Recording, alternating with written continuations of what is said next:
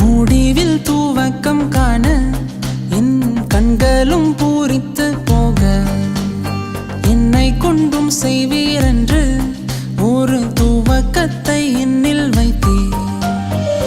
உன் செல்வேன் பின்னே வா என்றீர். அழகாய் உம்மோடே பயணம் மேடும் பள்ளமாய் கஷ்டங்கள் வந்தாலும் மெழுகாய் உருகி போகும் அரவணைப்பிலே என் நாளுமே.